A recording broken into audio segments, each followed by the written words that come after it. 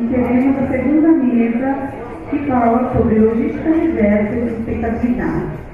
Então, para compor a mesa, convido o professor Dr. Jacques de Majorovic, do Centro Universitário da FE.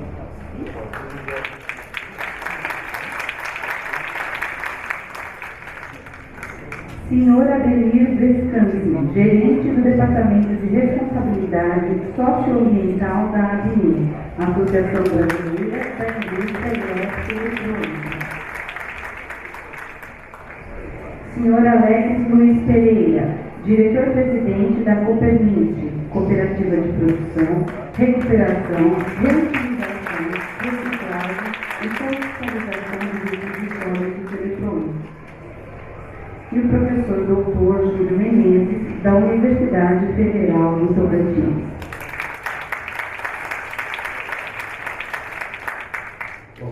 Bom dia novamente. Então a gente vai dar início ao segundo painel de hoje. Né? É um painel, primeiro, agradecer aos palestrantes novamente pela disponibilidade de estar contribuindo para esse diálogo entre as organizações e a universidade, né, na formação de competência dos administradores. Na verdade, podemos falar de vários cursos de engenharia, porque alguns desafios são comuns nessa área de incorporar a sustentabilidade na formação, em abordagens interdisciplinares, em conteúdos que são bastante comuns a várias áreas de conhecimento. O tema que a gente... Érica, você põe? Então, o tema dessa mesa, da logística reversa, ele é um tema hoje extremamente importante no cenário brasileiro. Né? Com a aprovação da Política Nacional de Resíduos Sólidos, depois de mais de 20 anos de tramitação, não por acaso demorou 20 anos para ser aprovado, há uma série de razões que explicam essa demora. Mas a aprovação em 2010 da PNRS, ela trouxe um interesse sem precedentes pela gestão integrada de resíduos sólidos e particularmente pela questão da logística reversa ao obrigar, né, diversos setores até 2014 ter um programa dos fabricantes daqui, né, de várias áreas, como os eletroeletrônicos, de implantar esse programa e, mais importante do que isso, implantar esse programa num sistema de responsabilidade compartilhada. Na verdade, é essencial porque a única forma de garantir a viabilidade de um sistema de logística reversa é compartilhando, né? Que vai do fabricante ao consumidor, passando pelas cooperativas e pelos recicladores e demais integrantes da cadeia. Mas, ao mesmo tempo que essa política foi aprovada e que é um marco importantíssimo na gestão sustentável dos resíduos, a aprovação dessa política ela acaba trazendo à tona conflitos e desafios para os vários setores envolvidos com isso. Né? Há hoje interesses contraditórios na própria cadeia, há desafios de integrar o que a política prega, que é a incorporação das cooperativas de catadores. Alguns setores estão muito atrasados, acordos setoriais que preveem a política nacional caminham em algumas áreas um pouco mais rápido, em outros, como é um processo participativo, caminham de maneira mais devagar. Então é muito oportuno a gente trazer aqui os representantes, né, não todos, mas representantes fundamentais dessa cadeia, da ABINE, né, no caso do Ademir, e do Alex, da Coopermint, e do Júlio, representando as universidades, para a gente entender como é que isso está acontecendo. Né? Onde é que são os entraves, onde é que são as perspectivas, onde é que a gente está avançando, onde a gente tem que avançar. Na FEI, a gente hoje tem em torno de 9 pesquisadores nos diferentes níveis de pesquisadores de reversa. Que inclui órgãos lubrificantes, microcomputadores, aparelhos celulares, embalagens plásticas, rótulos de embalagem, que é uma coisa postura fundamental que não se discute o reaproveitamento dos votos. A gente hoje está montando na FEI, professor André, um sistema que vocês está projetado aqui, que é uma comunidade de ensino e pesquisa. E o nosso objetivo é que a produção desse grupo, e não só a produção desse grupo, mas integrar pessoas que estão interessadas nesse tema, num sistema, numa comunidade que falou hoje na abertura da importância, o Pedro falou da importância da rede, e é isso que a gente está tentando fazer aqui com esse sistema.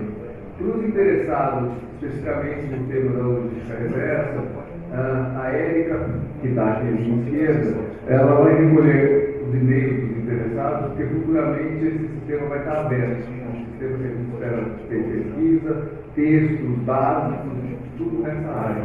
Então, quem tiver interesse nesse tema, ou mesmo de aprendizagem, que é a sustentabilidade que a gente está construindo, procurar a Érica e deixar o e-mail e serão convidados a integrar essa base que a gente quer construir. Então, para começar aqui, eu vou passar a palavra para o Ademir. A gente tem 15 minutos, Ademir, que a Mônica ali não vai deixar passar. Ela é brava, ela é muito brava. E passando depois para o Alex, 15 minutos, e o Júlio termina e a gente passa para as questões. Muito obrigado pela presença de vocês. Bom dia a todos. Agradeço o convite, principalmente à mesa, né, e toda a organização, né, para que a gente possa estar aqui para compartilhar um pouco dessa nossa experiência, né, principalmente com os serviços eletroeletrônicos, né, que é o que eu posso falar. Como o professor já disse, 15 minutos é muito difícil, né, eu tenho que fazer uma apresentação às vezes de 2 horas ou mais, mas eu vou tentar pontuar, né, e mostrar os principais desafios que a gente tem, e em cima disso a gente pode abrir depois um debate, ok?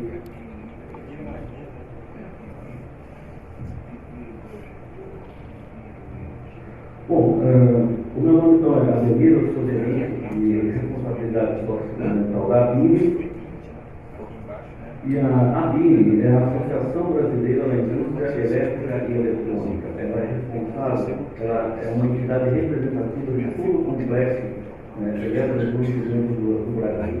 Ela foi fundada em 63 e tem hoje aproximadamente 600 empresas.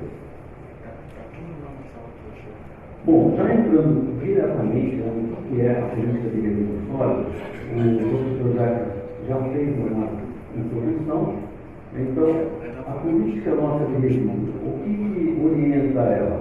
Existe uma lei, a Lei 12.305, de agosto de 2010, e o DPS 7.404, que regulamenta essa lei. E ela determina uma série de ações que têm que ser feitas. E a lei, eu digo que ela é muito simples. A nossa política de resíduos é muito simples. Ela imputa a responsabilidade a 3 grandes atores.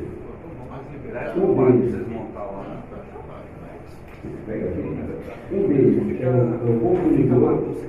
O consumidor ele tem a responsabilidade. O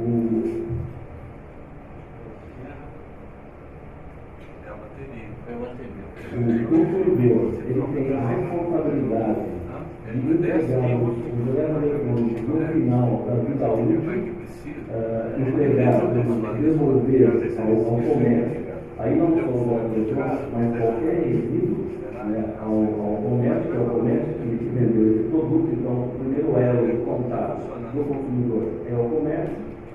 O comércio ele tem a responsabilidade de receber esses resíduos e depois encaminhá-los à indústria, que tem a responsabilidade de dar uma destinação eventualmente adequada. Bom, a lei ela fala desse caminho apenas. E aí, claro que a gente tem outros atores, né, que vão auxiliar dentro desse processo. Aí a gente vai ter os catadores, a gente vai ter os recicladores, a gente vai ter o poder público, mas basicamente a lei imputa a responsabilidade a esses 3 atores aqui. Vou lá e já troco a bateria. Bom, dentro da lei da 285, o artigo 36, o que mais nos chama a atenção, e ele obriga a implantação de logística reversa para 6 cadeias. Para 6 cadeias que consideram bastante importantes pela geração de beleza. Desculpa, no processo obra eletrônica, eu acho. Que são os agrotóxicos, pneus, lâmpadas, pilhas e baterias, embalagens de óleos, e aqui o nosso caso, né, que são os eletroeletrônicos e seus componentes. Pela figura aqui já dá para a gente entender a complexidade que é falar de eletroeletrônico perto de outros produtos. Quando a gente fala de pneu, a gente está falando de um tipo de produto com uma variação de tamanho. Um produto que tem uma cadeia, tanto de venda quanto de retorno, muito mais simplificado do que o eletromotor. A pessoa, quando vai trocar o pneu, geralmente ela vai numa loja, ela retira o seu pneu e deixa esse pneu lá. Eu não conheço alguém que compra o pneu, leva para casa, troca em casa, depois você tem que levar isso até uma loja. No eletroeletrônico, não. Principalmente os nossos bens de consumo, a gente vai para o comércio, compra esses produtos, utiliza em casa. E depois a gente vai ter aquela responsabilidade de levar até o comércio. E aí que vem toda a dificuldade. Você levar um celular, você levar um notebook, levar um tablet, é uma coisa. Você sair da sua casa com uma geladeira, né, e levar até uma loja é outra história. Então, isso está sendo um grande ponto de dificuldade para implantar a logística reversa. O quanto que vai custar isso e qual a dificuldade nesse processo todo. Bom, e aí falando, né, de eletroeletrônicos, uma das deficiências da nossa lei é que não tem, claro, uma definição do que é eletroeletrônico. E aí a gente foi buscar na diretiva ONI, que seria a Iniciativa da Europa adota, e eles falam, né, que equipamento eletroeletrônico é um equipamento de comércio industrial, comercial, de serviço, que utiliza corrente elétrica, que usa comércio para a geração, transferência, a medição. A hora que a gente olha na definição dessa, a conclusão que a gente chega é que eletroeletrônico vai do pendrive até uma turbina, até um motor, até um gerador. E quando nós começamos a discutir a logística reversa em Brasília, dissemos assim, do que a gente quer falar? A gente quer falar do transformador, do tamanho do caminhão, ou a gente quer falar do celular, a gente quer falar de uma TV? E passaram alguns meses de discussão para conseguir chegar a uma conclusão ou para definir o que a gente vai falar. Porque seria uma unidade de tudo. E a gente explicou, não dá para unidade de tudo.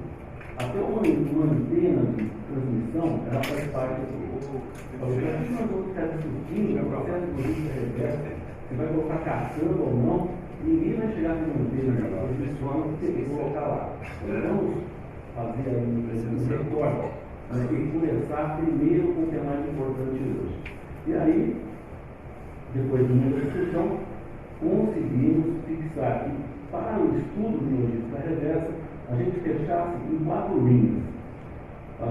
Essas linhas foi uma convenção nossa, né, que é chamada a linha marrom, que é a parte de áudio e vídeo, a linha verde, que são computadores e celulares, a linha branca, dos eletrodomésticos grandes, e a linha azul, que são os eletrodomésticos portáteis.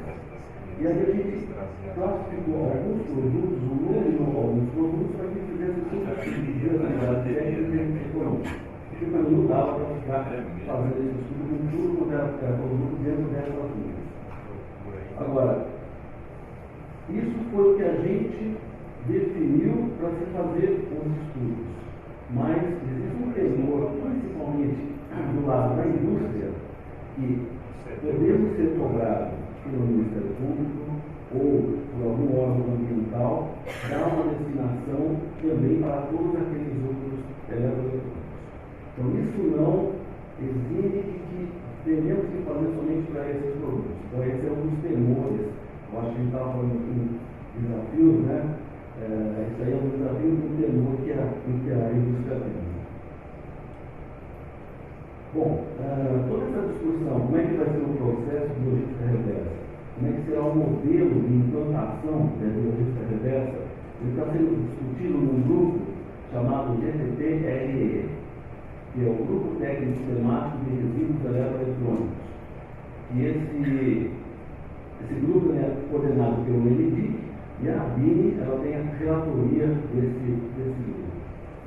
Nós estamos nos reunindo desde maio de 2011 e até agora não conseguimos chegar em um modelo que fosse mais adequado, mais viável, tanto técnico quanto economicamente, para se implantar o processo de logística reversa.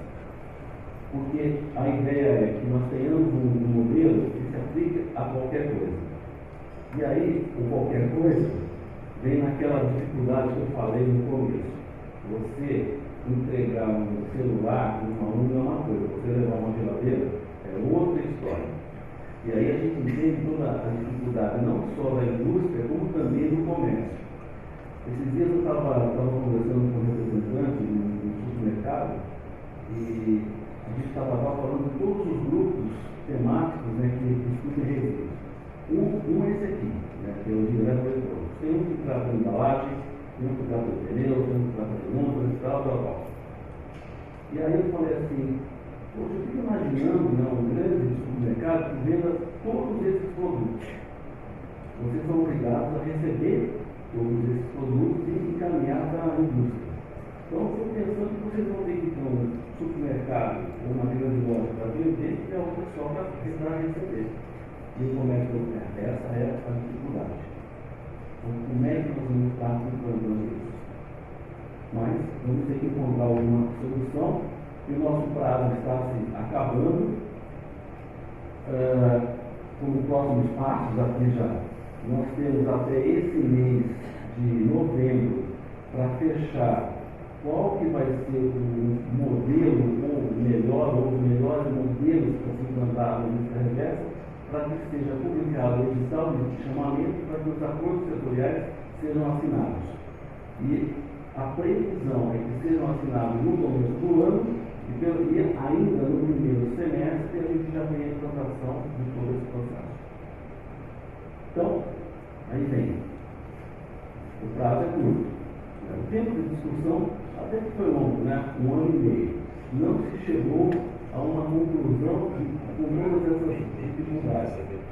E aí a gente está pensando, como é que nós vamos encontrar essa solução, quem sabe em 1 mês, 2 ou 3. Esse é o grande desafio. E aí a gente espera que alguns de vocês tenham algumas ideias, porque a gente talvez não tenha pensado ainda. Vamos deixar isso aqui para o debate final. Pois bem, aliado a toda essa dificuldade da implantação, tanto por parte do comércio quanto por parte da indústria, a gente tem um outro fato que é a responsabilidade e o comportamento do consumidor. Não adianta somente você criar os pontos de recebimento para que o comércio receba depois dentro da indústria, se o consumidor, que é o dono desse bem eletrônico, não quiser entregar. Então, esse é um outro fato que é uma dificuldade muito grande. E um dos estudos, né, que a gente fez foi como é que é esse comportamento. E nós descobrimos que os consumidores, no final da vida útil do celular eletrônico, 35% deles guardam esse produto. Guardam por valor sentimental, guardam porque não sabem o que fazer, guardam por alguma coisa mais guardam. Eu tenho em casa lá um monte de produto, a minha mãe tem um monte, umas 3 vezes mais, né, porque a minha mãe não joga nada fora. Então, como é que nós vamos implantar um processo e as pessoas colaborarem se elas não mudarem esse comportamento? E aí, esse estudo mostra alguns outros comportamentos, que 29% doam os produtos, né, no final da sua vida útil, outros vendem, outros jogam no lixo e outros fazem alguma outra coisa. E essa alguma outra coisa é o que a gente chegou a uma conclusão que seriam as pessoas ambientalmente conscientes que poderiam dar uma destinação correta.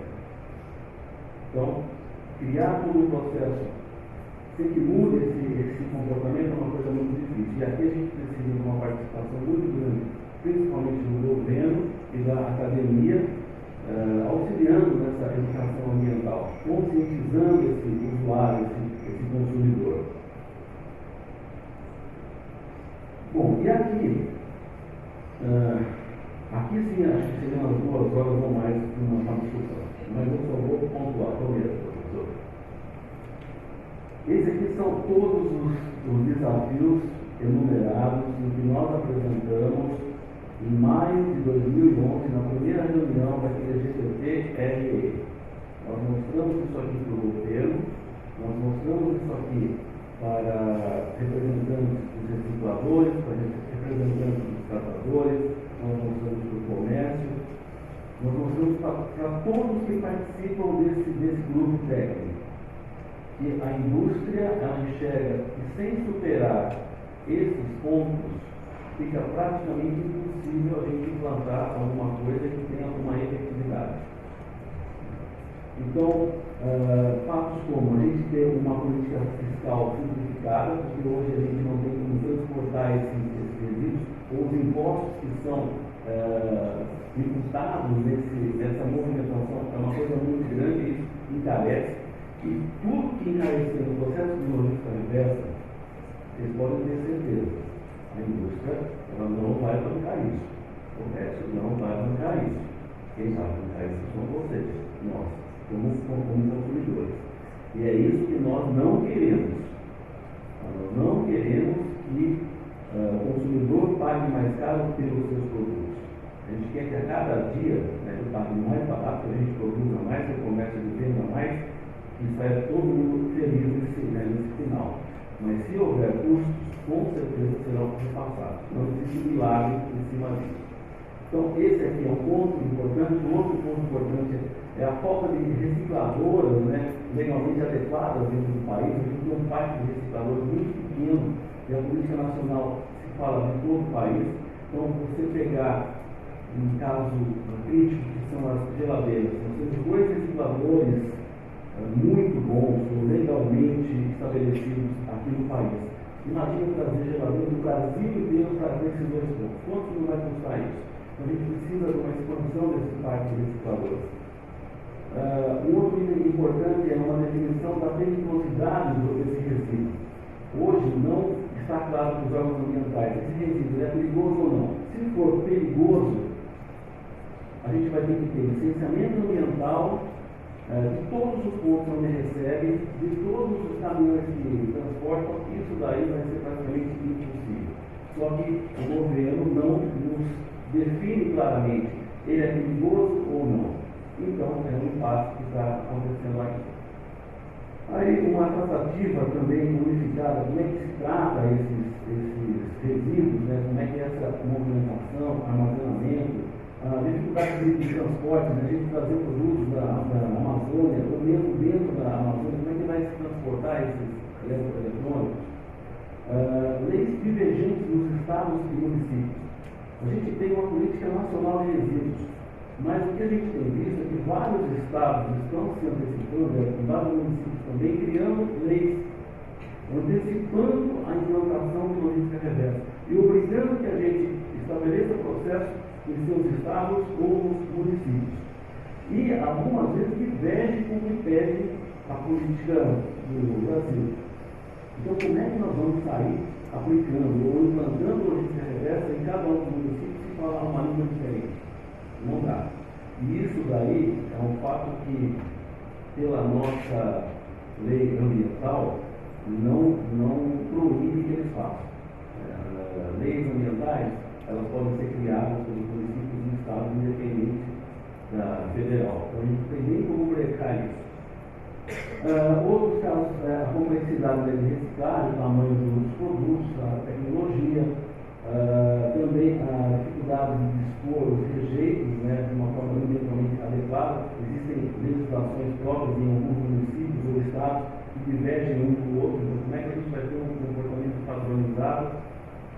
E aqui é uma parte muito importante, como é que o governo ele vai incentivar e facilitar todo esse processo.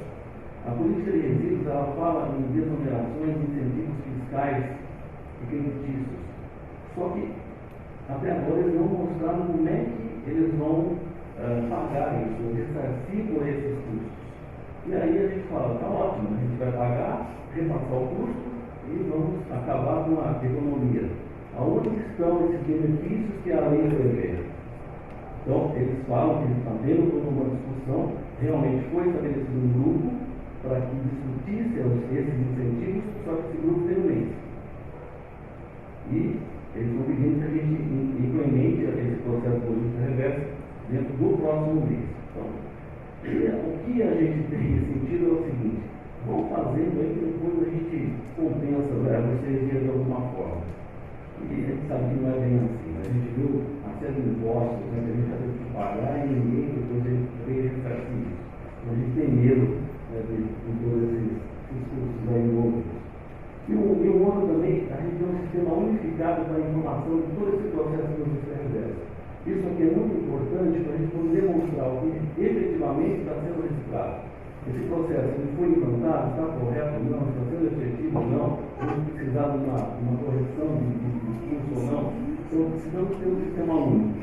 Esse sistema único está previsto no lei também, tem uma previsão de estar pronto até o dia 23 de dezembro deste ano, só que nem começou a ser feito ainda. E aí, vamos fazer talvez um processo de reserva para não ter onde declarar. Pode ficar. E, não tendo onde declarar e comprovar que nós fizemos alguma coisa correta, nós podemos ser penalizados de forma efetiva e metas que vão ser imputadas à indústria. Porque eles podem falar que nós vamos ter que reciclar todos os conceitos dos produtos que a gente produz ou vende. Como é que a gente prova isso? A gente não tem um local que demonstra isso. E como é que a indústria ela comprova isso? Até com a participação de outros atores. A gente vê uma série de iniciativas, né, de prefeituras, ou de cooperativas, ou de recicladores, né, que estão fazendo todo esse processo. Será que todos esses aí vão poder disponibilizar essas informações para que, no cômputo geral da nossa política de resíduos, a gente tenha isso daí claro, se ela está sendo efetiva ou não? Se não, mais uma vez, pelo menos a parte da indústria ficaria perdida sem ter controle disso daí. E a responsabilidade é dela. Foi? Perfeito. Acabou. Então, aqueles lá eram os principais entradas, eu acho que deve servir de um aquecimento, né, para que a gente tenha esse debate. E aqui ficam todos os nossos contatos. O André é o diretor, né, de responsabilidade socioambiental, eu sou o gerente, e a Renata é a analista, estamos lá. Se precisar de alguma coisa, e-mail está aí, o telefone. E obrigado, gente.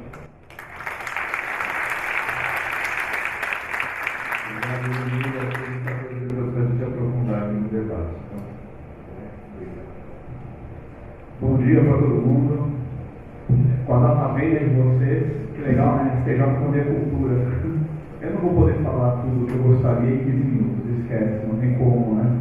Vamos de improviso mesmo, né? Vamos contar um pouco de historinha. Eu entendi mais ou menos que tinha que contar a nossa experiência na cooperativa, um pouco focado na administração, na sustentabilidade, né? Que acontece aqui. Não preciso dizer da complexidade do lixo eletrônico, ficou muito claro. Eu não preciso dizer que a gente extraiu o recurso natural para fabricar o eletrônico, ou seja, quando a gente está usando o equipamento, a gente tem um impacto ambiental, e se eu descarto errado, eu vou aumentar mais ainda esse impacto. Então é muito claro que o eletrônico é um problema grave, ele é complexo, são inúmeros e milhares de itens, cada um com um jeito de tratamento diferente, e por isso que ninguém faz a reciclagem dele como um todo. E outra coisa, ele não é sustentável, não é? Por isso ninguém faz. E aí é uma pergunta, mas por que a Coopermit está fazendo? Que loucura é essa? É o que eu vou dizer, vou contar um pouco da história da Coopermit. Uma cooperativa, não tem fim lucrativo, determinado por lei, a Lei 5764. Ela tem um único objetivo, também determinado por lei, que é prestar serviço ao cooperado associado. Então, que solução nós encontramos para que, através do cooperativismo, que tem os seus princípios, através dessa forma de administrar ou dessa forma econômica, digamos assim, a gente fazer isso, através da reciclagem eletrônica, gerar renda, trabalho, capacitação, educação e tudo mais. É o que a Coopermit faz. Na reciclagem do lixo eletrônico, que é o nosso objeto, a gente tem que atingir nosso objetivo, que é prestar serviço ao cooperado associado. E prestar serviço não é só gerar renda econômica, mas a inclusão social, a capacitação. Essa é a ideia do projeto. A visão da Coopermit é que nós somos uma cooperativa, é uma empresa, temos que ter um ambiente corporativo, temos um sistema de integração da qualidade implantando, o cronograma é para a certificação 9001, agora em fevereiro, e 14001, meados do ano que vem, esse é o nosso cronograma. Temos todos os cargos e funções, procedimentos e processos documentados, a gente identifica a qualidade, a gente entende que não existe mão de obra no mercado para fazer isso, não existe, você não vai encontrar no mercado nenhum profissional que saiba reciclar eletrônico. Nós temos duas escolhas, ou nós estamos preparando essa mão de obra para fazer isso, ou vai ter que fazer. Por isso nós temos internamente na cooperativa um programa de treinamento e reciclagem profissional. Ou seja, o cooperado quando entra, ele tem que passar por todo um programa de treinamento, ele precisa aprender o que ele vai fazer lá dentro, para eu conseguir atingir o resultado. É fácil? Não, não é fácil. É complicado? É muito complicado, porque não estou falando só de conceito de administração, de teorias, né, de incentivo de pessoal ou não. Quando você lê no livro é uma coisa, quando você senta na frente de uma empresa para fazer aquilo rodar, é totalmente diferente. E aí eu vou contar um pouquinho da minha experiência pessoal. A Coopermit não é resultado só do Alex que fundou a Coopermit, é resultado de pessoas, ninguém faz nada sozinho. Mas eu vou tentar passar um pouco da minha experiência lá para todo mundo entender da complexidade de quando a gente acha que é de um jeito e acaba acontecendo de outro jeito. A história da Coopermit é a seguinte: em 2008, eu, Alex, formado em eletrônica, fiz a computação, tenho uma empresa que representa uma marca taiwanesa, né? Eu distribuo no Brasil equipamentos eletrônicos. Por que eu sou empreendedor? Porque meu perfil eu não sou muito de trabalhar para ninguém, aquela coisa, né? Não gosto de ter chefe em cima de mim. Normal, todo empreendedor tem isso aí, né? Não gosto de ninguém mandando nele e quer ter liberdade de fazer o que quiser na hora que quiser. Então, todo empreendedor tem ônus e bônus de ser empreendedor. E é o meu perfil, ou seja, desde moleque eu sou assim, digamos assim. Desde 19 anos eu venho empreendendo, né? Empreendendo e tendo empresas. E eu tinha um conceito totalmente empresarial, de empresário, de lucro, de downsizing, de cortar custo e tudo mais. Em 2008, eu queria fazer alguma coisa social, porque eu queria, era algo pessoal meu, porque eu queria tanto fazer alguma coisa pela sociedade, e fundei com alguns amigos um museu, que era o Museu da Informática e Tecnologia da Informação, o museu chamado CEMIT, tem daí o nome Coopermit. De 2008 a 2009, eu só fiz reunião mensal, só. E eu fiquei sabendo de reunião mensal e não sai do papel, porque eu tinha um museu fora do papel e que não acontecia nada. E aí eu apresentei uma proposta: poxa, vamos fazer alguma coisa, vamos começar a coletar resíduo eletrônico, porque ali no meio deve ter algum acervo para o nosso museu, vamos começar a construir o museu. E aí você começa a perceber que é empreendedor e que não é. Quer dizer, muitos ali, não, vamos ficar assim, vamos fazer um projeto para mim, você sabe da prova, a gente ganha uma verba aí, faz alguma coisa, aí não dá, eu não consigo viver assim, eu preciso realizar, senão eu entendo que é perda de tempo. Então, eu resolvi, olha, então não quero mais museu universitário, eu vou seguir a fazer outra coisa.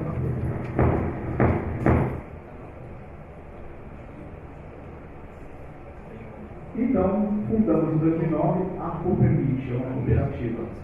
Então, ou seja, virou um projeto maior, um guarda-chuva maior, e o museu passou a ser só. Alô, e o museu passou a ser só um braço do projeto.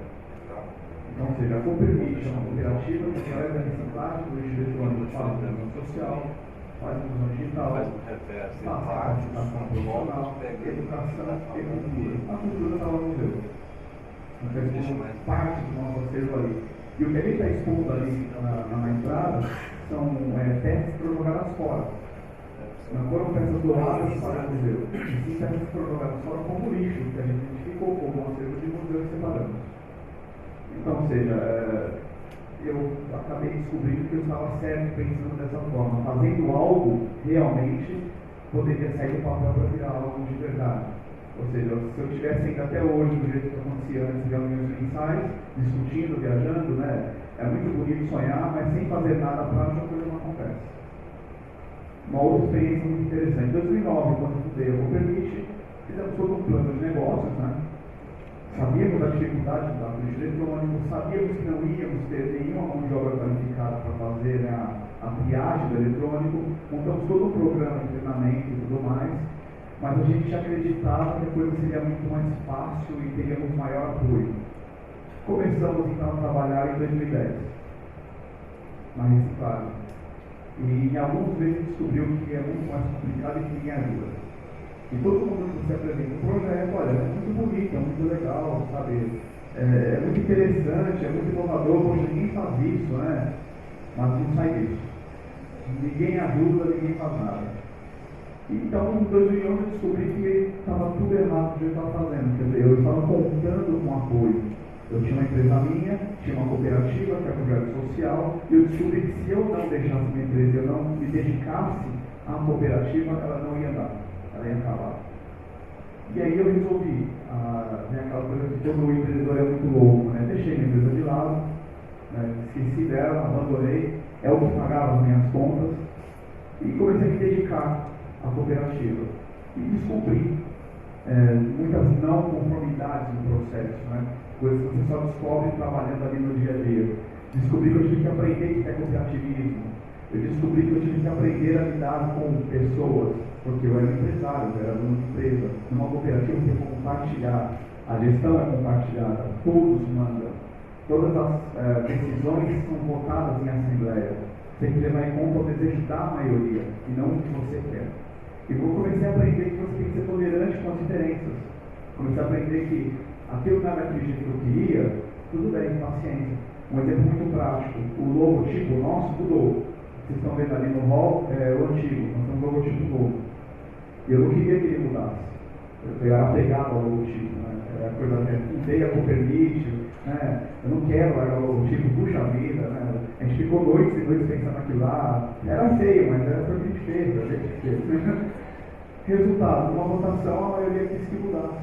Então, ou seja, a Coopermit agora tem uma nova identidade visual. A Coopermit agora, logo vai estar no mercado com o logotipo novo, que já está definido, já está feito, a gente já está preparando o material de divulgação desse logotipo. Nosso site vai mudar para poder mostrar o novo logotipo. Isso é um exemplo do quanto que, embora não seja o que eu queria, eu preciso respeitar o que a maioria pensa. E no cooperativismo isso é assim. E eu aprendi que no cooperativismo é um sistema muito mais justo, porque todos participam do resultado econômico. Ou seja, todo mundo é dono, mas se tiver prejuízo, você tem que botar a mão no bolso. Se sobrou alguma coisa, todo mundo vai dividir aquilo.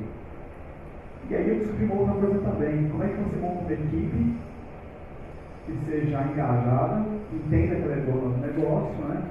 E que entenda que é produção, eu preciso produzir para poder ter algum rendimento. Isso é muito difícil, isso é muito complicado. Então, a Coopermit, para mim, muito mais do que uma cooperativa onde eu estou lá no dia a dia, reciclando lixo eletrônico, fazendo um trabalho que é importante, que é novo, um trabalho que ninguém faz, sabe? Trabalhando com inclusão social, digital, educação, cultura, tudo isso, é a nossa universidade para mim. Porque eu aprendi que muita coisa que está ali nos livros é muito fácil a teoria. Mas quando você vai para a prática, você tem que descobrir que tem que ter resiliência, né? Falaram aqui, tem que ter tolerância, tem que ter paciência, tem que aprender que muitas pessoas não mudam e não mudam mesmo. Para implantar essa questão da qualidade, veja bem, eu comecei em meados de 2011, eu vou certificar agora em fevereiro de 2013. Parece muito tempo, e é muito tempo. Mas imagina como é complicado você pegar uma empresa grande, né, e fazer com que as pessoas mudem de comportamento para instalar um sistema. Imagina pegar pessoas que não sabem ler direito e fazer ela entender que é o sistema de gestão da qualidade, integrar ela no sistema e fazer todo o processo rodando para que quando vier o auditor de fora, ele entenda que aquilo tem qualidade do que você faz. Isso tudo é muito complicado. Então essa experiência que eu queria mostrar aqui no dia a dia. Que por mais que você estude na escola, que por mais que você leia livros, por mais que você veja exemplos, você tem que ter a cabeça aberta. Para quando você sentar numa cadeira como administrador, você está lidando com pessoas. E quando você lida com pessoas, tem muito imprevisto no meio do caminho. Tem muita coisa que você acha que é de um jeito e descobre que é de outro. E aí você tem duas escolhas. Ou você larga tudo então e volta para casa assistir televisão, que é mais fácil. Ou você realmente assume o papel de líder como administrador e pensa o seguinte, fala, eu vou resolver, eu vou criar uma solução. A Coopermit é isso para mim. É uma universidade onde dia a dia eu crio soluções para coisas que não encontro solução nenhuma. Eu não encontro nenhum exemplo no mercado que me ajude a aplicar na minha cooperativa. Os processos que eu tenho internos, eu não encontrei em nenhum lugar. A forma que eu tenho que lidar com os meus cooperados, eu não encontrei em nenhum lugar como fazer aquilo. Eu tive que aprender lidando, né, com erros e acertos, para poder formar, né, uma maneira de administrar aquela cooperativa. E o que é mais importante ainda, e o que é mais difícil ainda, eu estou no meio desse processo ainda, né, eu sou o presidente da cooperativa, né, eu sou um cooperado também, mas eu não sou eterno. Uma cooperativa, você vota para os seus diretores, você apresenta um plano de governo, um plano de gestão, e os cooperados votam naquele plano, e você tem que cumprir ele. Então você tem um mandato para cumprir. E a minha preocupação é, e quando eu não for mais presidente? E quando eu tiver que deixar o meu cargo e minha cadeira, né, quem vai sentar no meu lugar vai conseguir andar com o projeto? Então você tem que ter esse desprendimento também, de saber que aquilo não é seu, né, de saber que aquilo que você está fazendo não é uma coisa individual que você vai levar para a vida inteira, mas está fazendo algo para o mundo, para a sociedade, entendeu? Você tem que ser desapegado nesse sentido, sabendo que tudo que você está construindo, que você está fazendo, você vai ter que deixar no momento. E aí você tem duas escolhas, né? Eu não passo nada para ninguém, não me preocupo com isso, sai, a coisa acabou e leva a tomar comigo, né? Ou eu realmente me preocupo com a sustentabilidade, com o social, não só com o discurso, mas que é de verdade, e deixo tudo preparado para que quando eu sair de lá, alguém que em meu lugar consiga levar o projeto da mesma forma. E aí entra a importância de serviço da qualidade, das normas, de processos e tudo mais. E se você tem tudo documentado, tudo estabelecido, não importa quem sente naquele cargo, naquela cadeira, vai seguir aquele manual. Então você vai conseguir manter uma certa qualidade. Problemas sempre vão ter. É impossível uma empresa que não tenha problemas. Imprevistos vão acontecer. Mas a minha experiência, que eu quero deixar muito claro aqui, é que se não houver um engajamento pessoal, um desprendimento e uma vontade de realmente fazer aquilo acontecer, não sai do papel. Vai ficar muito no discurso que foi que eu aprendi. Então, nesses 2 anos e pouco de cooperativa, onde eu aprendi muito sobre cooperativismo, sobre pessoas, sobre social, inclusão social, eu vi coisas assim, se eu descrever aqui, vocês vão chorar, porque para mexer com cooperativa, eu tive que visitar cooperativas de reciclagem, tive que visitar favelas, tive que ver como é a condição desse pessoal, porque todo mundo acha que catador não tem condição, nenhuma qualificação e nem condições de fazer nenhum trabalho profissional. E o que eu vejo na sociedade hoje em dia, e ontem eu vi na FIMAI, por exemplo, estávamos lá palestrando, todo mundo fala de catador, todo mundo fala de dar carrinho, mas eu não vejo ninguém falando em como qualificá-lo, em como prepará-lo para fazer aquele trabalho. Ninguém fala disso. Todo mundo só fala em dar algo. Então, o essencialismo, né? Vamos dar um caminho melhor para ele, para ele carregar tudo com mais facilidade. Mas ninguém se preocupa em qualificá-lo para que ele não carregue mais o caminho. Isso é o que eu mais vejo. E eu entendo que a Coopermeet, ela pode não ser a solução dos problemas sociais do Brasil, mas eu entendo que uma solução viável, é um exemplo factível, é que está acontecendo e onde a gente tenta mudar um pouco essa visão de essencialismo. Né? Você qualifica, você dá condições para aquela pessoa ser um profissional melhor. E são. Eu também tinha um preconceito com pessoas, né, de baixa renda. Eu também achava que eram pessoas que tinham dificuldade de aprender e não aprendiam nada. E eu caí no cavalo, quer dizer, eu percebi e vi que elas aprendem muito mais rápido que muita gente no acadêmico. Porque a vontade que elas têm de aprender, de sair daquela situação, é uma garra impressionante, e é um exemplo de vida. E eu fico usando isso para a minha vida pessoal mesmo. Puxa vida, se aquela pessoa tem essa garra toda, com todos os problemas de família que ela tem, mesmo se ela está aqui sorrindo, contando piada e trabalhando, eu vou ficar preocupado com a minha televisão um pouco, ou porque pegar cabo do caminho caiu o sinal, ou porque acabou a eletricidade na final do jogo.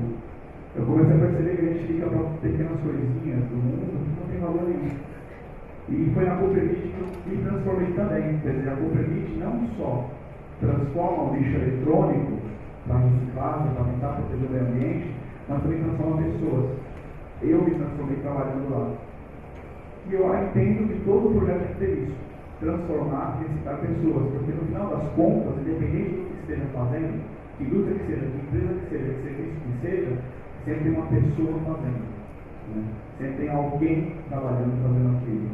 Então, acima de tudo, sempre privilegiar e sempre colocar como o foco principal humano, a pessoa.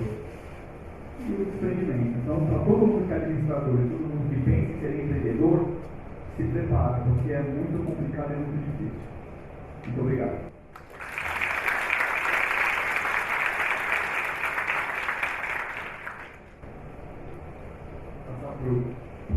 Passar para o Júlio, então você vai fazer um contraponto não só da academia, mas também de uma coisa falar de São Paulo, né?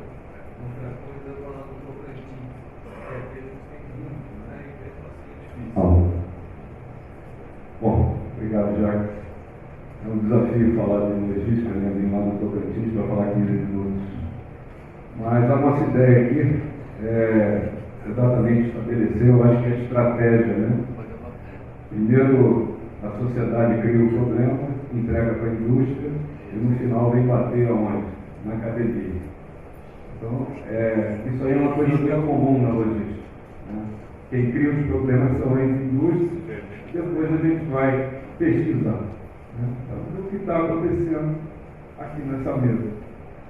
Bom, antes da gente começar a falar um pouquinho da logística do Tocantins, eu queria mais ou menos dizer um pouquinho da minha experiência também.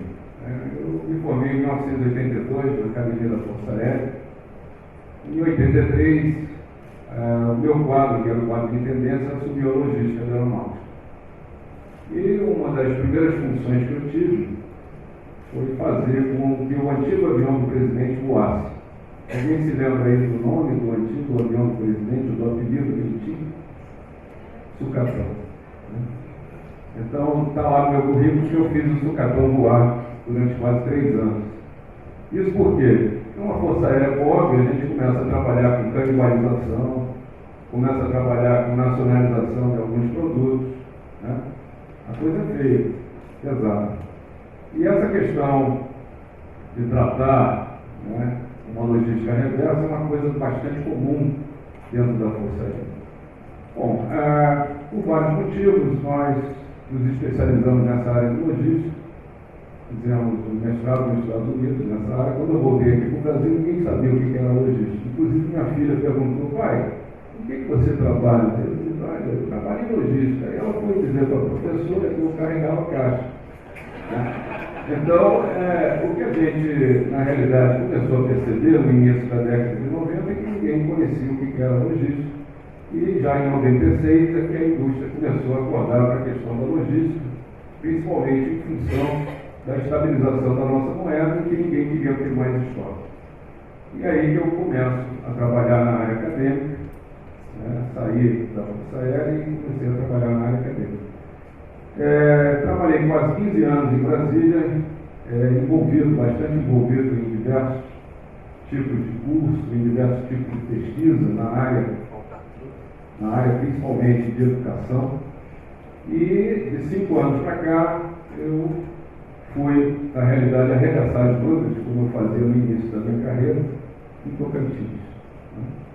Então, o que eu tenho para mostrar aqui talvez seja um pouquinho diferente do approach que a gente tem feito até agora. Eu vou tentar mostrar o nosso papel e tentar mostrar a importância de formar o administrador normal. Mas ainda não estamos falando aí do administrador sustentável, mas aquele administrador que tem problemas reais, né? E o meu foco aqui vai ser a logística. Então, a ideia que nós temos é de tentar, primeiramente, mostrar o Tocantins como uma nova plataforma logística, em função aí da fronteira agrícola que tem avançado na nossa região.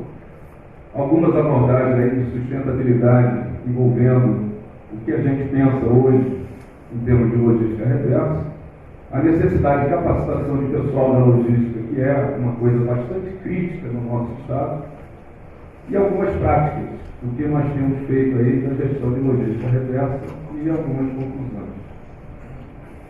Bom, Tocantins está no centro geodésico aí do país e a nossa economia é uma economia ainda baseada na agropecuária, com enormes problemas de escoamento, por exemplo, de grãos, que é o nosso carro forte lá, em que a gente consegue produzir grãos com uma produtividade 15% superior ao americano, só que quando a gente tenta pegar esses grãos e colocar nos nossos portos, a gente perde em termos de competitividade.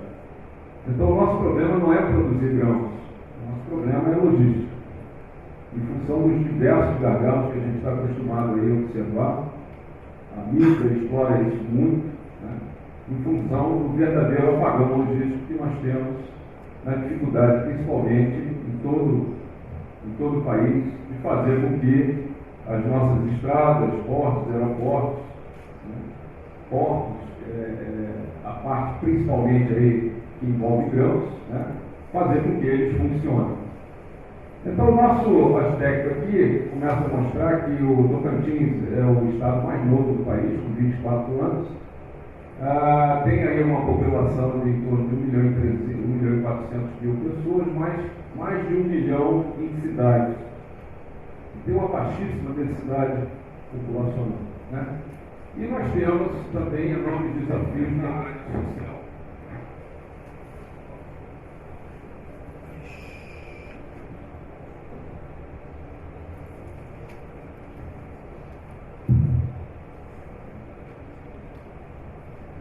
Bom, então, a questão aqui que eu quero, na realidade, mostrar é que hoje, em se tratando de Tocantins, nós temos aí 21% da economia voltada para a agropecuária, 23% de uma indústria nascente e cerca de 56% na área de serviços, chamando a atenção de que Palmas é uma cidade praticamente burocrática no mesmo estilo de Brasília.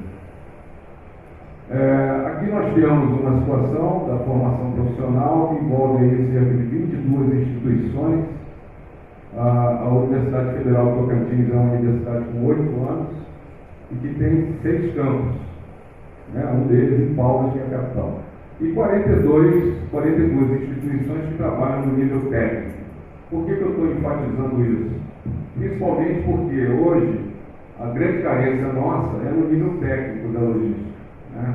O pessoal que vai trabalhar com embalagem, o pessoal que vai trabalhar com fretamento, enfim, trabalhos voltados aí à parte operacional. Bom, aqui existe uma questão muito interessante, que é a questão de que o Tocantins hoje é um fornecedor de energia, né, e um potencial muito grande ainda de uma expansão em razão aí de investimentos que estão sendo previstos aí para fazer com que o Tocantins tenha essa oferta de energia. Outro aspecto que a gente queria enfatizar também é a produção de biodiesel, né? Hoje nós temos aí vários projetos, eu identifiquei aqui 2, que trabalham com diferentes tipos de biodiesel. Mas o principal deles é de uma planta da região chamada pinhão manso, que é uma planta que a gente pode colher 6 vezes por ano.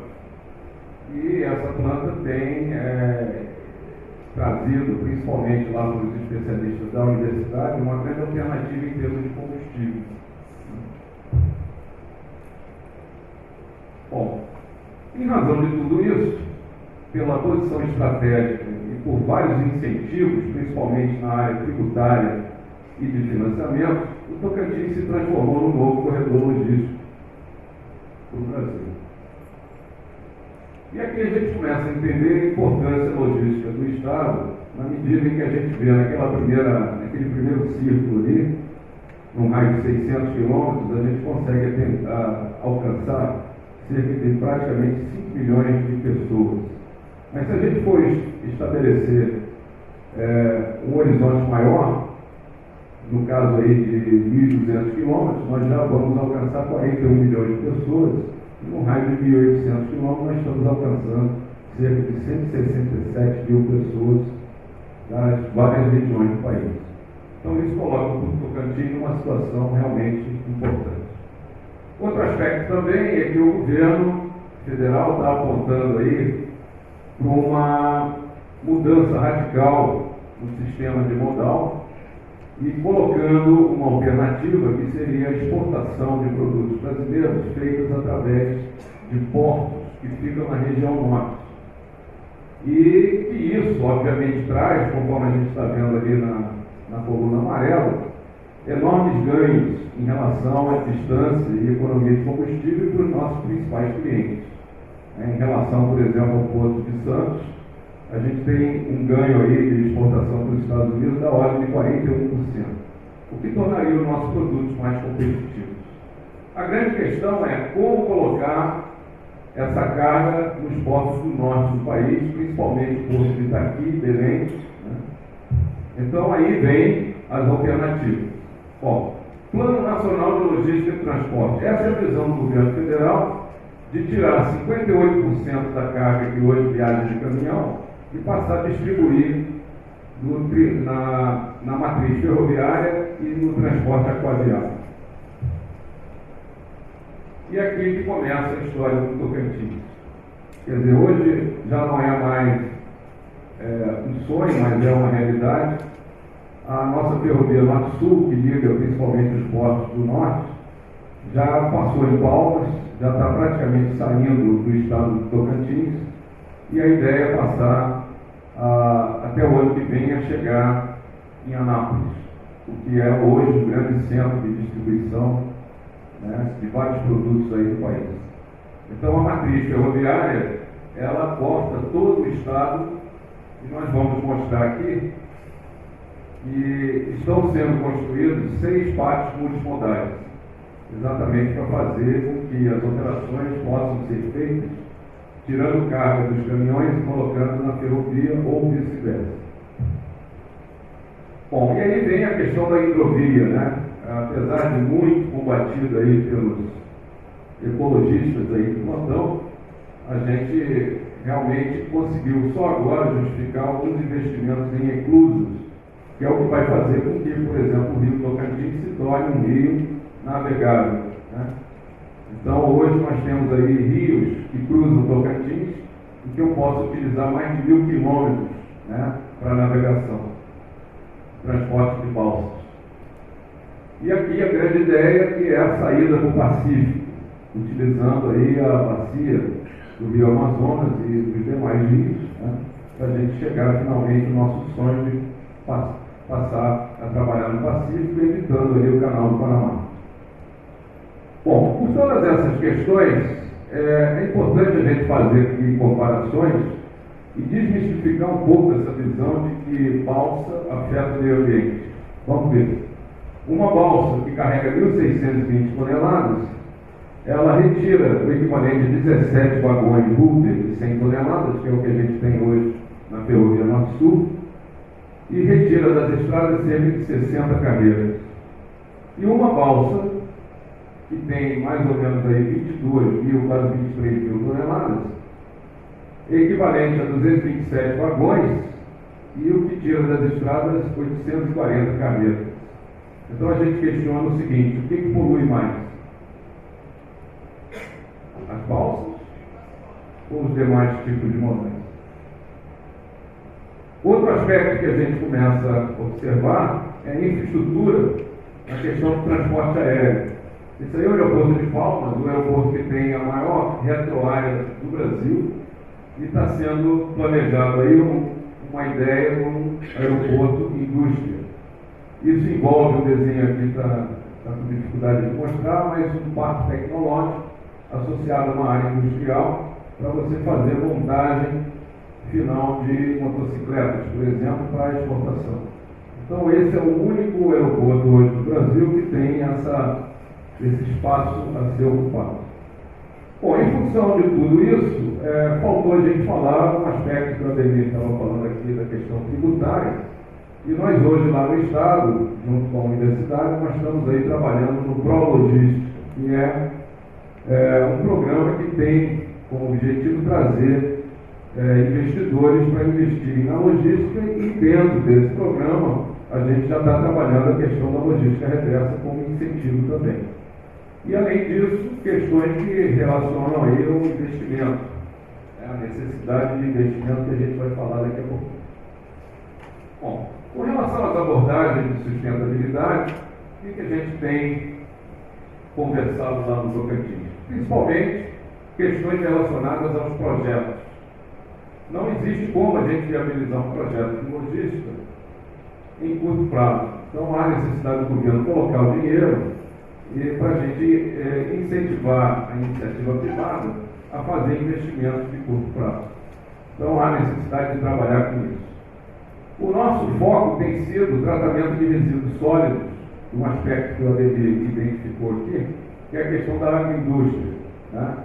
Principalmente fazer e conscientizar os produtores rurais da necessidade, né, de tratar bem esses produtos, e a grande maioria deles são tóxicos, né? O nosso principal problema lá de logística é a questão do frete de retorno, porque veja, sai um caminhão daqui de São Paulo para lá e eu não estou trazendo nada de lá para cá. Então a questão que a gente tem estudado é até que ponto esse frete de retorno pode ser utilizado na medida que eu levo grãos e tenho que trazer fertilizantes, por exemplo.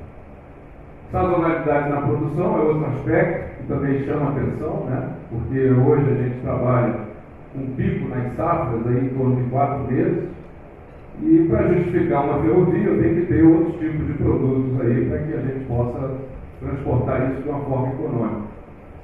Com relação ao consumo de combustível, a gente tem trabalhado com a questão do biodiesel, que eu já falei, e a racionalização no uso de modais adequados, né? Principalmente em razão da gente estar podendo escolher um modal que seja mais racional e com menor custo. E daí a necessidade de reclusas e usinas hidrelétricas.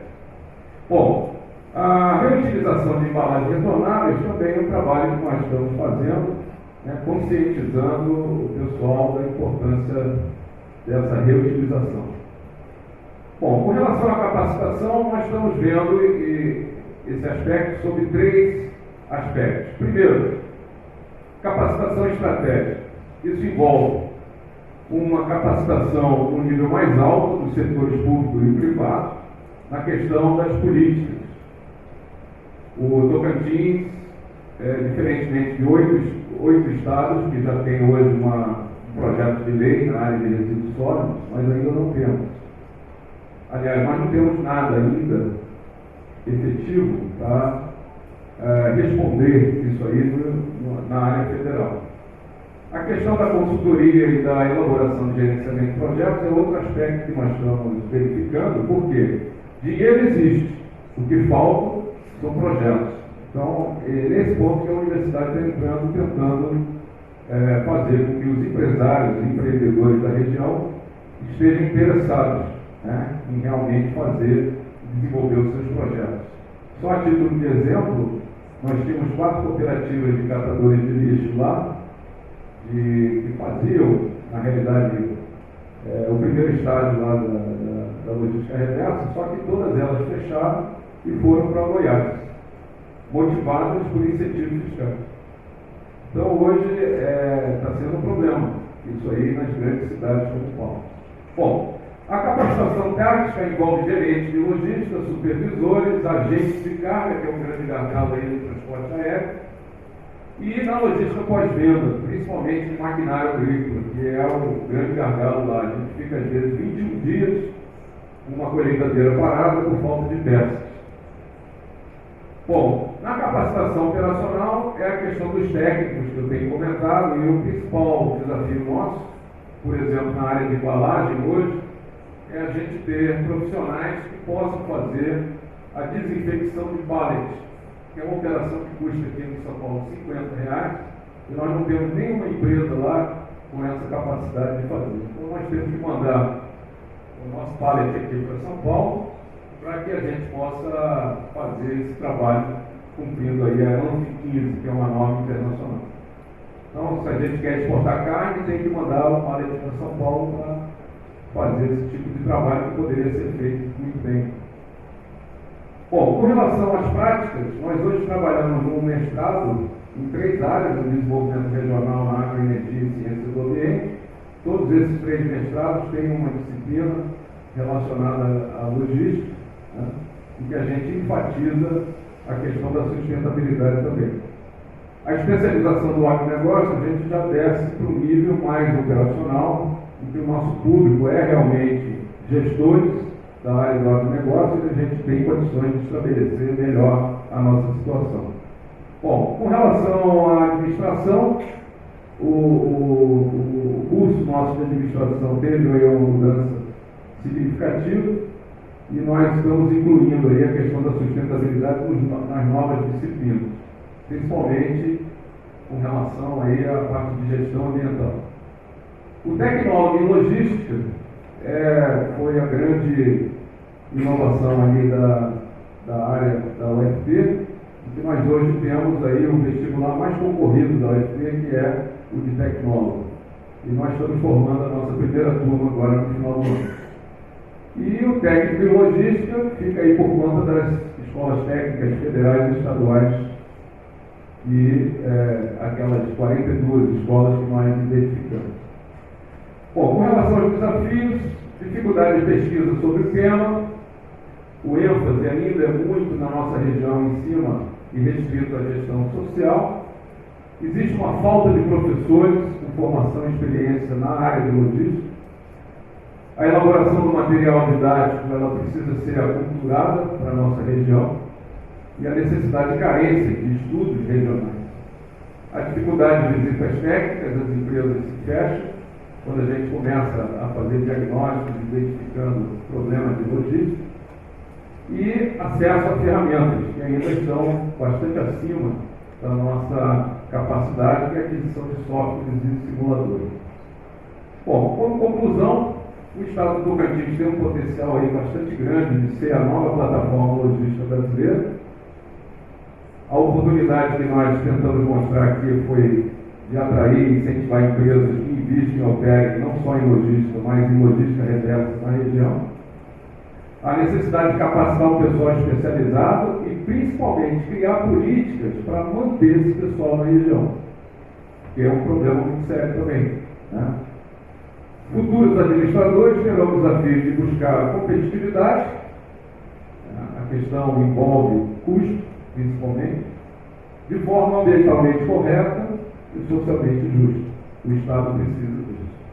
Bom, eu passei um pouquinho, acho que 1 minuto. Obrigado aí pela atenção e estamos à disposição aí para qualquer pergunta que queiram fazer. Obrigado.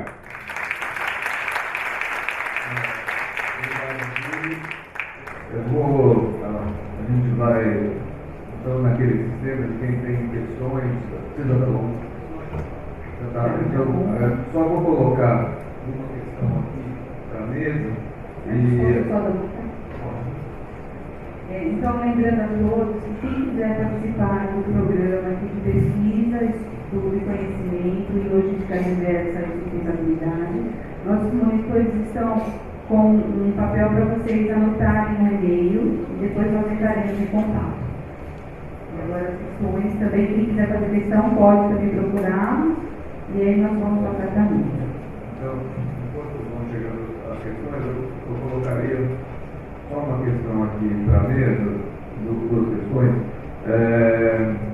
O Ademir comentou que hoje são 35% da média de eletroeletrônicos que você não quer retornar no portal, 35% dos consumidores que não teriam interesse em. A gente fez uma pesquisa aqui, a gente tem trabalhado com isso com aparelhos celulares, a gente fez o primeiro piloto com 40 alunos, depois com 140 alunos. Quando se trata de aparelhos celulares, o número sobe para 70%.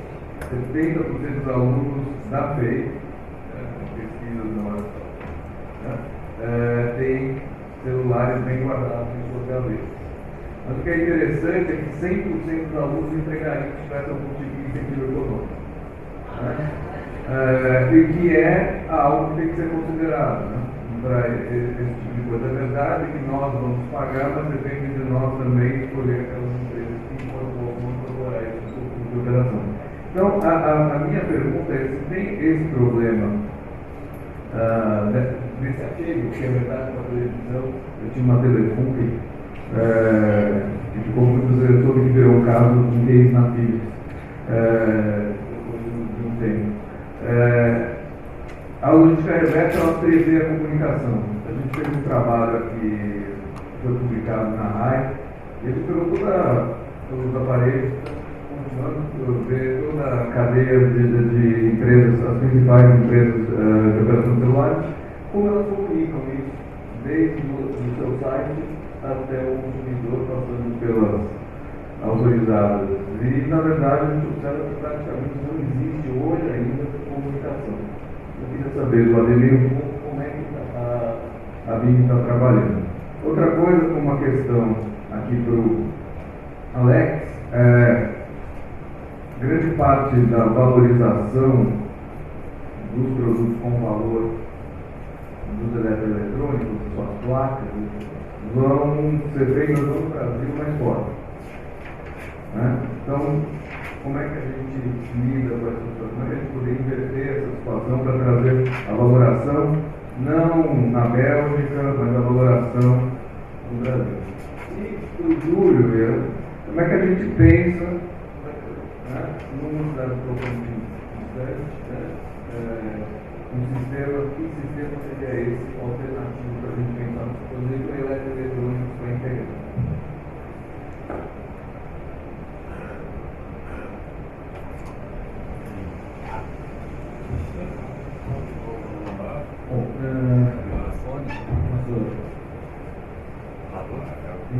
Algumas pessoas que falam que a pergunta é difícil, né? Eu acho que a pergunta é fácil, a resposta é ela.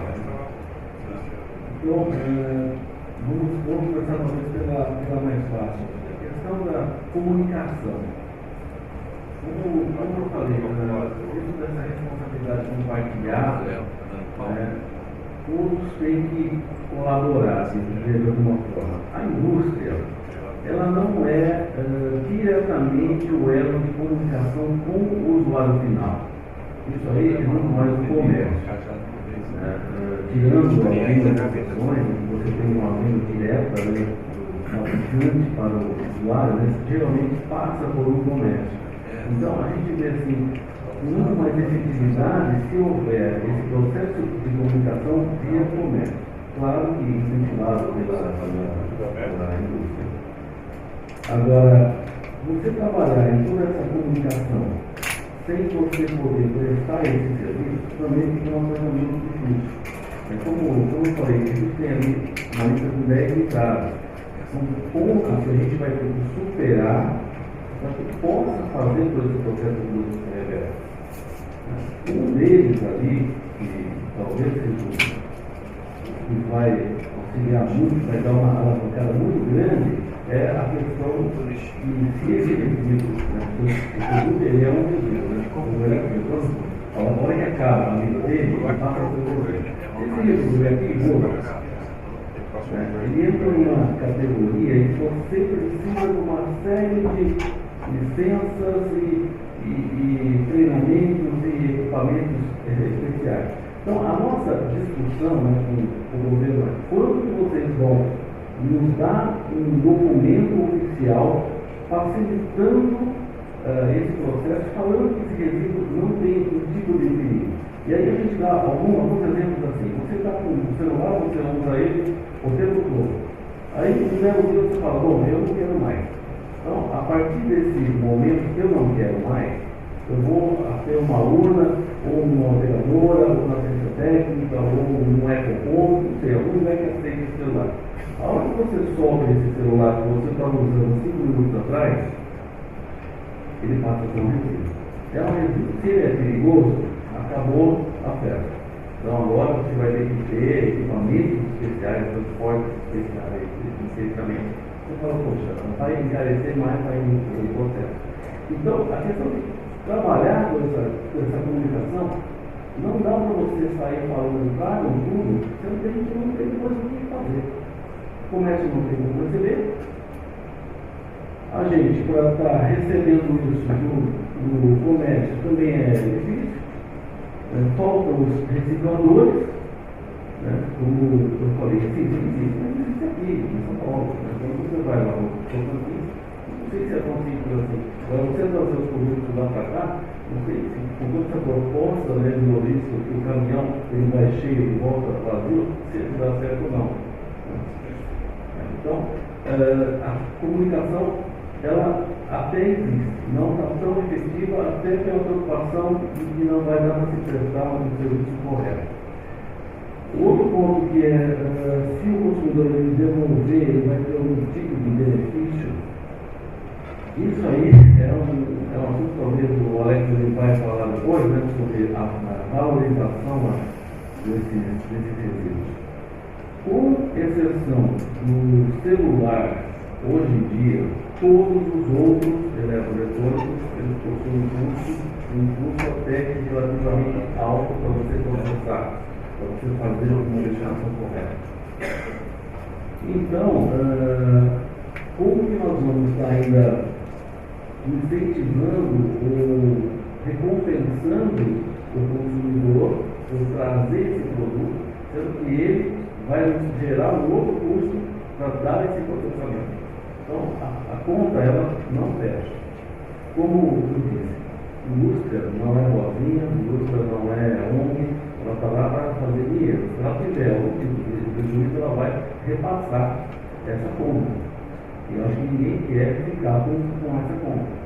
A Europa já tem a sua diretiva UI, né, que é a política de resíduos, há anos. E lá, eles têm muito claro, quando você compra um produto, você paga uma taxa pela reciclagem. Eu pergunto aqui, quantos de vocês estão dispostos a pagar por essa reciclagem? Então, no mundo, não conheço ninguém que conseguiu achar uma equação de tirar valor desse tipo de resíduo. A gente tem a mídia hoje falando sobre que tem ouro, prata, que tem isso nos resíduos. E aí eu faço uma pergunta simples. A indústria que fabrica os seus produtos, que sabe exatamente os materiais que tem ali, se tivesse tanto valor nesse resíduo, se fosse fazer esse caderno na casa de cada um de vocês, tá? Então, a indústria não é boa. Ela sabe onde que aperta essa força. Eu fiz os meus colegas, eu vou emendar outra, eu vou tentar responder um pouquinho mais rápido para dar para a gente. Tem uma outra pergunta aqui para daquela, né? Os resíduos exportados, vocês procuram compradores ou são procurados? Havem fazer parceria com empresas para a coleta desses resíduos? Vamos lá, nas duas primeiras perguntas, na questão do celular, que entregariam com valor. No começo eu disse que não é sustentável, porque não é. Se eu pegar um secador de cabelo, eu desmonto ele e comercializo as suas partes e peças. O que eu arrecado não faz processo, a conta não fecha. Então, o que eu entendo? Todo mundo quer celular, eu também quero. Me dá o seu celular, mas me dá também o secador de cabelo, me dá a chapinha, me dá o micro-ondas, me dá lá o microprocessador. Eu não tenho que pagar pelo celular. Agora, você não quer me dar o seu celular, se eu compro o celular, eu vou comprar o celular, mas eu vou cobrar pelo serviço, para mim reciclar a tua chapinha, o secador de cabelo e tudo mais. Então, eu entendo que é um problema cultural. Enquanto a sociedade não entende que o resíduo é nosso, é minha responsabilidade, eu não estou fazendo favor nenhum quando eu dou um celular para reciclagem. É o contrário, quem está recebendo é que está te fazendo um favor, que está tirando uma bomba da tua mão. Porque a lei é muito clara, é tua responsabilidade, você tem que destinar de forma adequada. Tem muita empresa fazendo caixa muito bonitinha para colocar celular, todo mundo faz. Ninguém faz uma caixa bonitinha para coletar secador de cabelo, chapinha, liquidificador, micro-ondas, ninguém faz. Então é uma coisa muito simples, tudo bem que o meu celular tem valor, o meu computador tem valor, mas o restante não tem. É o que eu penso. Então quando o aluno pensa que daria, eu daria meu celular se alguém pagasse por ele, ele tinha que se lembrar que tem outras coisas também que ele precisa destinar, não só o celular, né? A questão da valoração. Da questão da segunda pergunta foi da exportação. O que é exportado para fora são as placas, circuito impresso, que tem metal nobre lá dentro. São poucas plantas no mundo que fazem isso. Poxa, vamos fazer uma planta aqui no Brasil. Legal. Essas poucas plantas que existem no mundo tem que importar resíduo para justificar ter aquela planta. Aí tem que comprar do Brasil, da África, da Europa, você compra do mundo inteiro para poder justificar ter aquela planta para extrair daquele resíduo o índio, o ouro, a prata e tudo mais. Vamos fazer então uma planta aqui no Brasil. Como é que a gente vai chegar a fazer um valor, uma quantidade suficiente de resíduo nessa planta que justifique essa planta? Essas indústrias que existem no mundo já estão há anos fazendo isso aí. A gente manda para o Japão, a nossa vai para o Japão. Ela está há mais de 20 anos no mercado fazendo o que ela faz. Ela já cansou de fazer isso tudo no Brasil, não vale a pena, não tem como, é dinheiro jogado fora, botar uma planta aqui no Brasil. Então, é meio romântico achar que, poxa, vamos fazer uma planta no Brasil, né?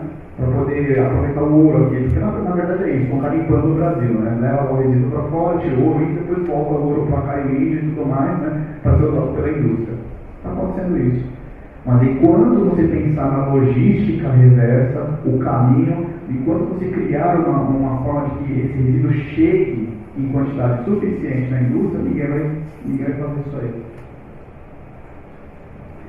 Mais uma pergunta, do ponto de vista da logística reversa de uma abordagem fiscal, como se posiciona hoje o Estado de Tocantins? Enfim, como se prepara o Estado para a guerra fiscal?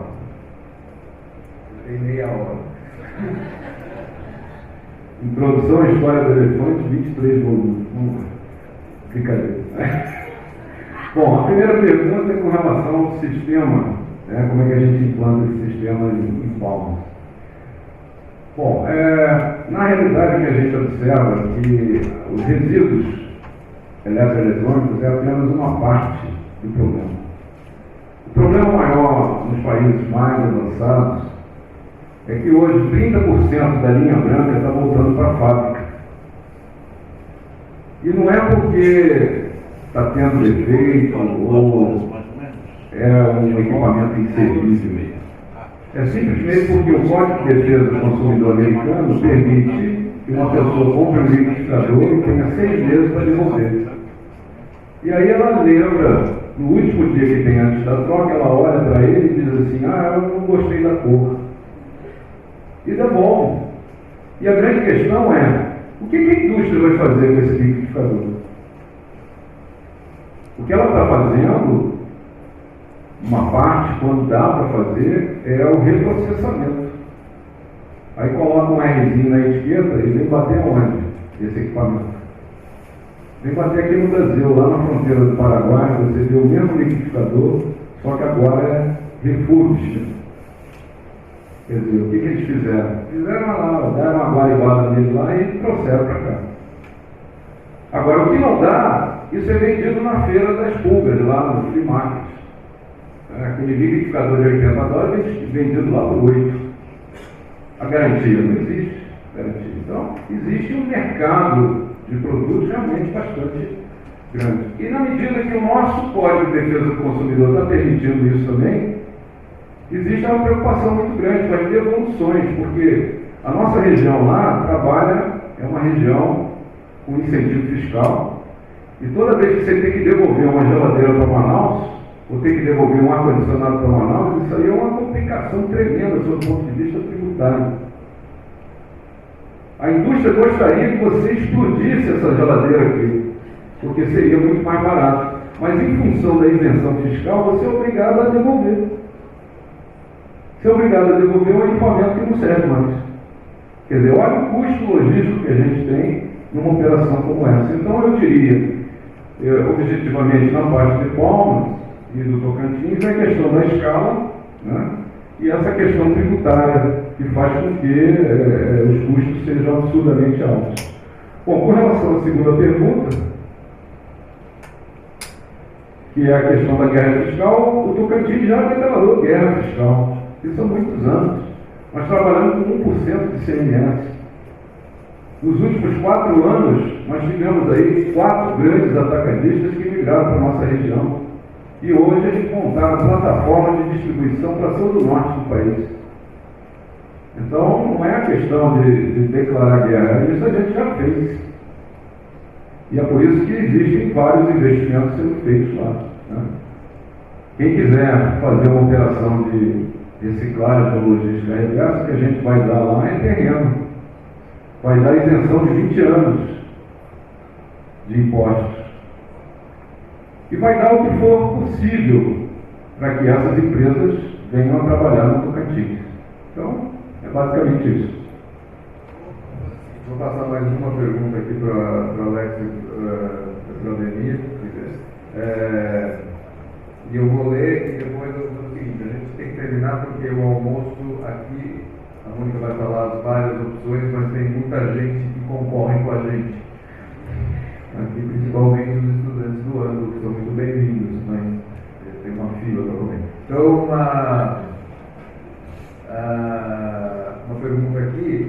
curto e grosso. Devido à complexidade da legislação logística reversa para as empresas e curto espaço para a educação da lei, vocês realmente acham que essa lei vai ser respeitada? É do Joel, aluno aqui da FEI. Bom, respeitada ela já é. Queira ou não, todas as empresas associadas da ABI, elas já podem dar um tipo de solução para os gastos eletrônicos. Às vezes a solução não é a mais fácil, mas pelo menos cumprir a lei ela cumpre, que é ela receber os produtos e dar uma destinação. Mas isso pode ser da forma como, se você trouxer até a minha fábrica, eu dou a destinação. Não é isso que a gente quer. A gente quer que facilite esse caminho todo, mas não depende só de nós, como estudo. A gente tem ali o comércio, que tem uma dificuldade tremenda, a gente tem o governo, que tem que facilitar uma série de pontos, e a gente tem o papel de vocês, né, como usuários, para também colaborar nessa evolução. Então, cumprir, a gente cumpre. Rapidinho, mas eu quero responder uma pergunta que acabei não respondendo sobre parcerias. Né? Sim, eu quero parcerias, preciso. O projeto Compromisso só vai sobreviver e ficar no mercado com parcerias. Por exemplo, quem sabe hoje uma sementinha de parceria com a FEI, e a FEI aqui vira um ponto de entrega voluntária eletrônico para os alunos e para o entorno da comunidade. Talvez, quem sabe. E a gente já tem parcerias com algumas empresas, com shoppings, nesse sentido. Aquele parceiro ponto de entrega voluntária, e a gente vai lá e busca o resíduo para a nossa cooperativa. Quero, preciso, anseio por parcerias, por favor, sejam parceiros nossos. E a pergunta da política, sim, vai ser respeitada, não tem volta. Eu vejo com essa visão, não tem volta. Quem quiser lutar contra, vai cair no cavalo. Vocês saberem, eu vou pedir para quem fez a pergunta que procurem aqui no almoço, para os empreendedores que desejam ingressar nesse segmento de reciclagem de eletroeletrônicos, como formar colaboradores se não há profissionais capacitados. A Coopermit tem abertura para compartilhar conhecimentos e habilitar profissionais para pulverizar esse conhecimento. Você acredita que iniciativas privadas investindo em empresas de reciclagem e prestação de serviços na gestão de resíduos é um negócio viável? Com as vantagens e desvantagens, procure o Ademir e ele pode dar o segredo aqui para a gente. Como a mesa vê o governo, essa questão da logística reversa. O governo sendo parte do problema novamente, uma questão. Por que as empresas não falam que são obrigadas a receber esse material? E em relação à legislação da logística reversa, ela prevê somente uma criação de pontos de coleta, ou também considera uma cota de reciclagem. Qual seria exatamente o papel do governo e dos órgãos reguladores? E a última, indústria eletroeletrônica, principalmente os celulares, pratica um marketing selvagem, agressivo, que estimula o consumo exagerado de produtos. Existe alguma legislação que obrigue essas empresas a cadastrar os clientes e procurá-los após determinado período